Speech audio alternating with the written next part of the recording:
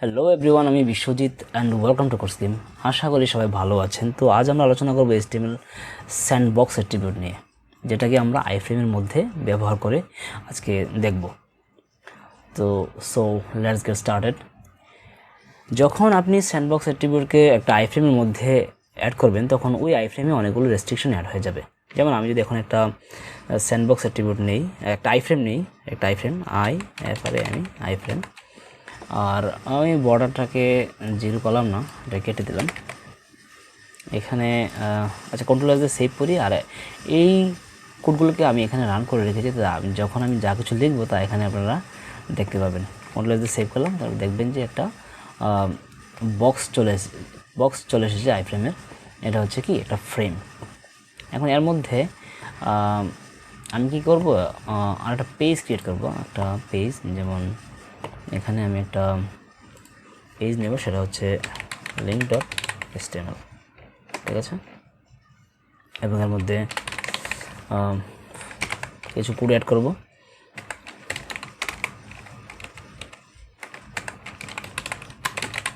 Demo link, তারপরে heading 2 দিব, যেমন লিঙ্ক,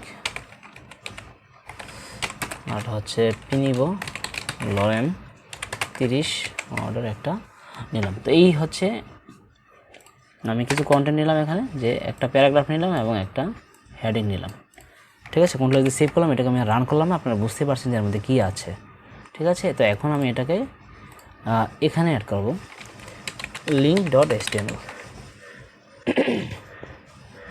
ঠিক আছে। কন্ট্রোল দিয়ে সেভ করব। আচ্ছা, এখানে আমি কি করব, এখানে আসলে আমার এটা দরকার নেই, আমি এখানে ক্লিক করি। এখানে কি করব, একটা অ্যাঙ্কার এলিমেন্ট নেব এবং এর মধ্যে logo.png নামে একটা ফাইল আছে আমার।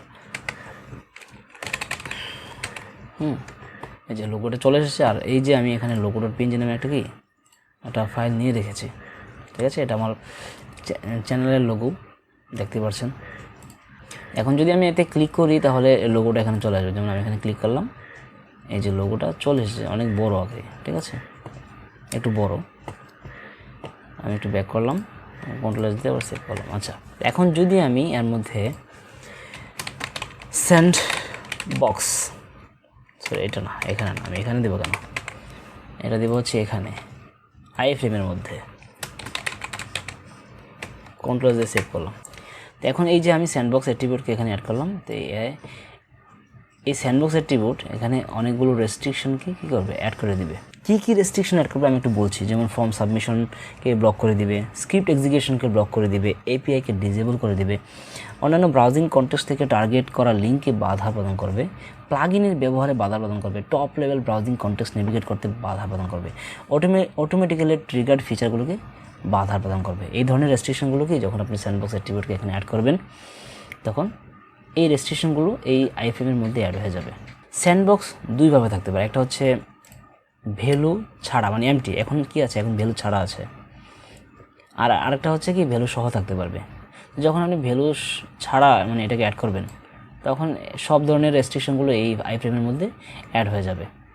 আর যখন আপনি ভ্যালু মানে অ্যাড করবেন, অর্থাৎ একটা করে ভ্যালু প্রদান করবেন, তখন পার্টিকুলারলি একটা রেস্ট্রিকশনকে রিমুভ করবেন। যখন এর মধ্যে ভ্যালু দিবেন, অর্থাৎ যেমন যদি এর মধ্যে কোনো ভ্যালু দেন, তাহলে ওই ভ্যালুর যে মানে রেস্ট্রিকশনটা, ওইটা রিমুভ হয়ে যাবে এই ভ্যালুর মাধ্যমে। যেমন আমি যদি এখানে অ্যালাউ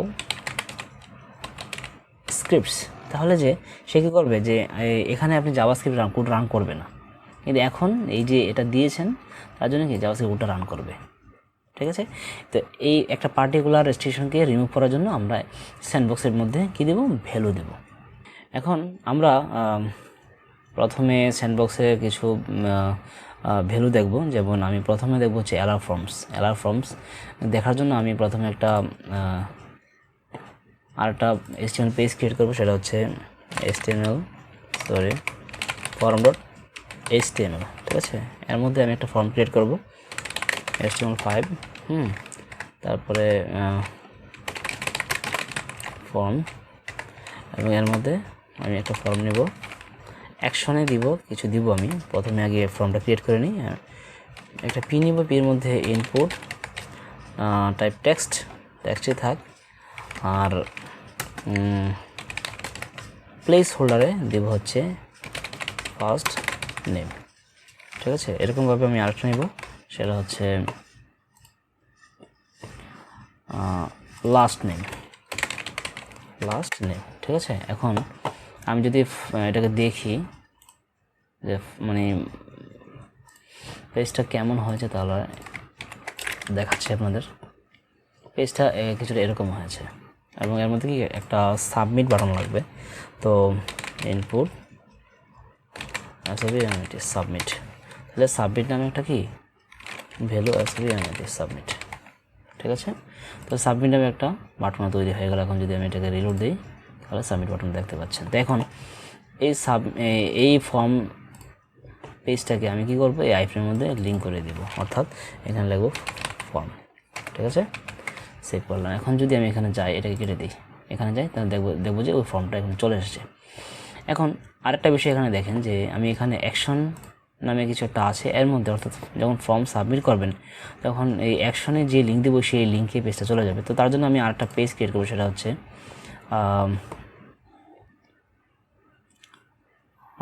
কী লিখবো, submit.html নামে একটা ফাইল ক্রিয়েট করলাম, এবং এর মধ্যে আমি কি লিখবো, কিছু কোড লিখব।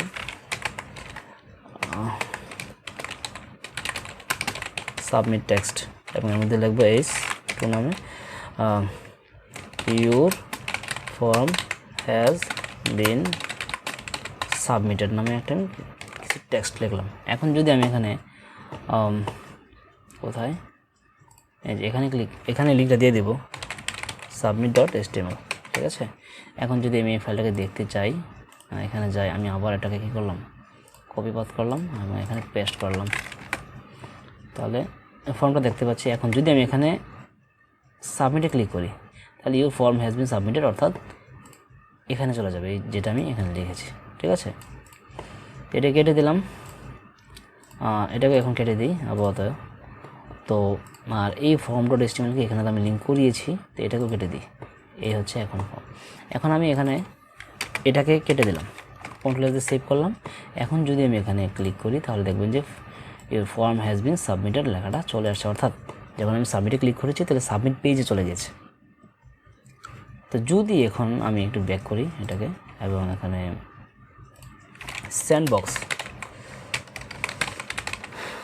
অ্যাট্রিবিউটকে অ্যাড করে দিই। আচ্ছা, কন্ট্রোল দিয়ে সেভ করলাম। এখন যদি আমি এখানে ক্লিক করি, তাহলে ফর্মটা সাবমিট হবে না।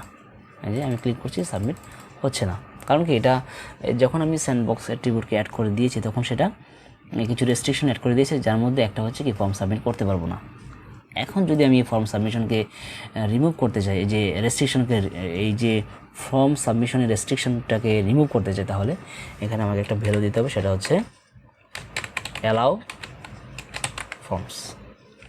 ঠিক আছে, কন্ট্রোল দিয়ে সেভ করলাম, আমি কন্ট্রোল দিয়ে সেভ করলাম।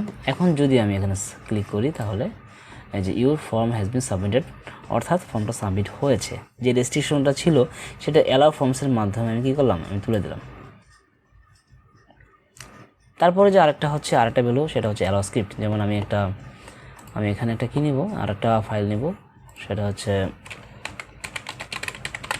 script.html। ঠিক আছে, এবং এর মধ্যে আমি কিছু জাভাস্ক্রিপ্ট কোড লিখব।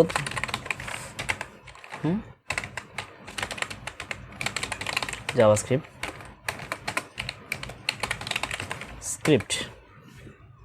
এর মধ্যে আমি কিছু জাভাস্ক্রিপ্ট লিখব, যেমন document.write দিয়ে লিখি। এখন কি লিখব, এর মধ্যে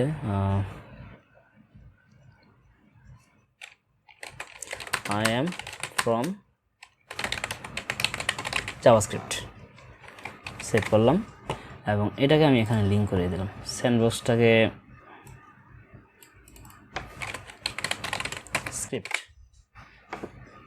ঠিক আছে, আর এটাকে আমি এখান থেকে কেটে দিই, কন্ট্রোল দিয়ে সেভ করলাম। আচ্ছা, এই যে লেখাটা আসছে সেটা হচ্ছে কি, সেটা আসছে হচ্ছে জাভাস্ক্রিপ্ট থেকে। ঠিক আছে, এখন যেহেতু আমি HTML কি এটাই লিখেছিলাম যে আই এম ফ্রম জাভাস্ক্রিপ্ট। এখন যদি এখানে স্যান্ডবক্সকে আমি অ্যাড করে দিই, স্যান্ডবক্সকে অ্যাড করে দিলাম, কন্ট্রোল দিয়ে সেভ করলাম, এখন কিন্তু আর আসছে না। কেন আসছে না? কারণ কি আমি স্যান্ডবক্সকে অ্যাড করে দিয়েছি এবং স্যান্ডবক্সকে অ্যাড করার পর জাভাস্ক্রিপ্ট কোড এখানে রান করবে না, অর্থাৎ জাভাস্ক্রিপ্ট এক্সিকিউশনকে সে অ্যালাউ করবে না। সেটাকে অ্যালাউ করানোর জন্য আমাকে কী করতে হবে, সে ভ্যালু দিতে হবে এর মধ্যে, এবং ভ্যালুতে দেবো কি অ্যালাউ SCRIPTS অ্যালাউ স্ক্রিপ্টস।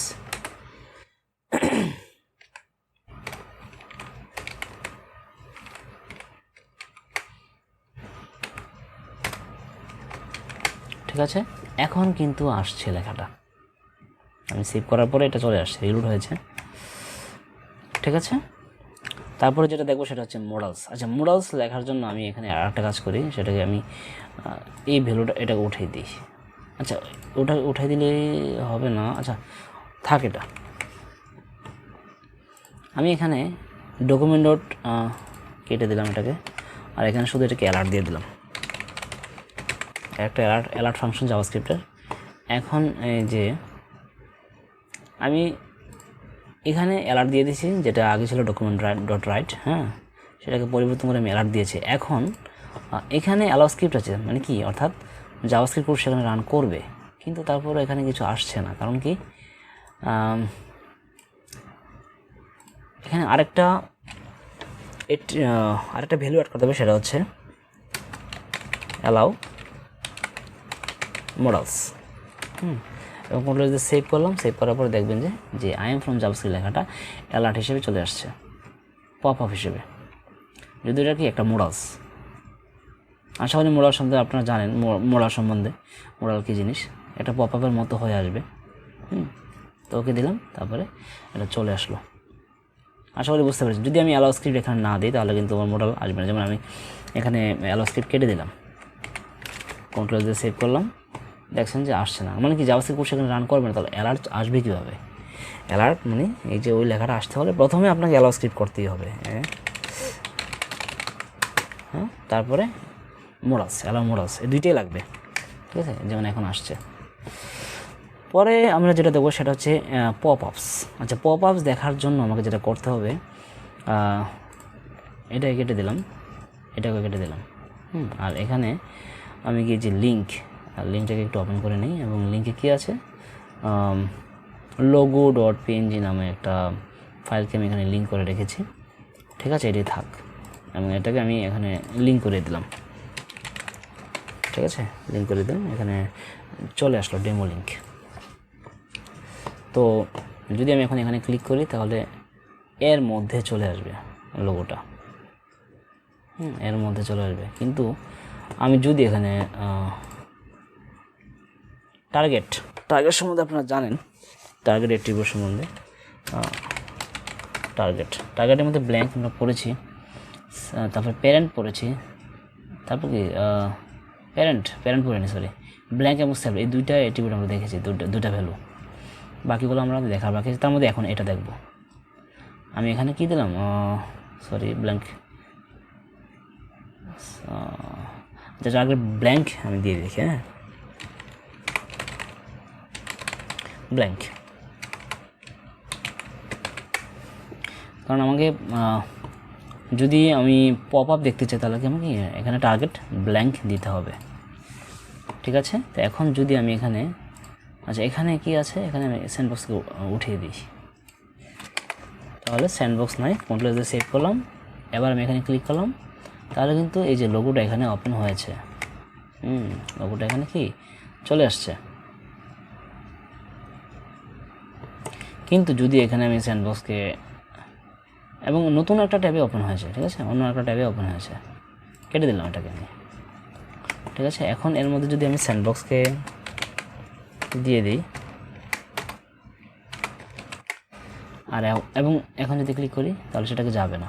কেন যাবে না? কারণ কি আমাকে আর একটা ভ্যালু দিতে হবে, সেটা হচ্ছে কি, সেটা হচ্ছে pop ups, allow PUPUES allow pop আপস। কন্ট্রোল দিয়ে সেভ করলাম। এখন যদি আমি ক্লিক করি তাহলে দেখবেন যে এটা চলে আসছে এখানে, ঠিক আছে। তো আমরা আর কি দেখব, আর একটা দেখব, সেটা হচ্ছে টপ নেভিগেশন। টপ নেভিগেশন কি দেখছি আমি, কেটে দিলাম। টপ নেভিগেশনটা আমি এর মধ্যে দেখিনি, এখানে আমি এই যে ব্ল্যাঙ্কের জায়গায় কী দিলাম, একটা ভ্যালু আর একটা আছে যেটা, সেটা হচ্ছে টপ। এই টপ ভ্যালুটাকে দিয়ে দিলাম, ঠিক আছে। টপ মানে যে এই যে আইফ্রেমের উপরে যেটা আছে, মানে একদম কি ফুল ডকুমেন্টে সে রান করবে, অর্থাৎ এই ডকুমেন্টে সে রান করবে, এর মধ্যে সে মধ্যে থাকবে না। আমি যদি এখন এখানে ক্লিক করি স্যান্ডবক্সকে উঠে দিই, হ্যাঁ, স্যান্ডবক্সকে উঠে মধ্যে থাকবে, আর এখান থেকে আমি টপটাকে উঠাই দিই, সেভ করলাম, আর এখানেও সেভ করলাম। সেভ করার পর এখানে যদি ক্লিক করি তাহলে যে লোগোটা আছে এর মধ্যে, হ্যাঁ, যে লোগোটা, এই লোগোটা এর মধ্যেই ওপেন হবে। কিন্তু আমি চাচ্ছি যে আইফ্রেমের মধ্যে এটা সীমাবদ্ধ না থেকে এরা পুরো ডকুমেন্টে চলে আসুক, পুরো উইন্ডোতে ব্রাউজারের। তো সেই ক্ষেত্রে আমাকে কী করতে হবে, এখানে টপ দিতে হবে, টার্গেট টপ, সেভ করলাম, ঠিক আছে।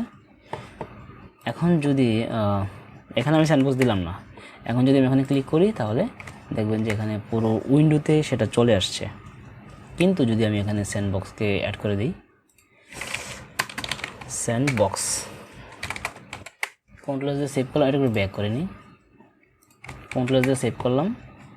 তো এখন যদি আমি ক্লিক করি, ক্লিক করলাম, এখন কিন্তু আর আসছে না। কারণ হচ্ছে যে আমরা যখন স্যান্ডবক্সকে এখানে দিয়ে দিয়েছি, সে একটা রেস্ট্রিকশন অ্যাড করে দিয়েছে, একটা না অনেকগুলো রেস্ট্রিকশন অ্যাড করে দিয়েছে। তার মধ্যে একটা রেস্ট্রিকশন হচ্ছে যে টপ নেভিগেশনকে কী করছে, অ্যালাউ করছে না। তো টপ নেভিগেশনকে অ্যালাউ করতে হলে আমাকে কী করতে হবে, এর মধ্যে ভ্যালু দিতে হবে, এবং ভ্যালু দিব হচ্ছে অ্যালাউ টপ নেভিগেশন, ঠিক আছে।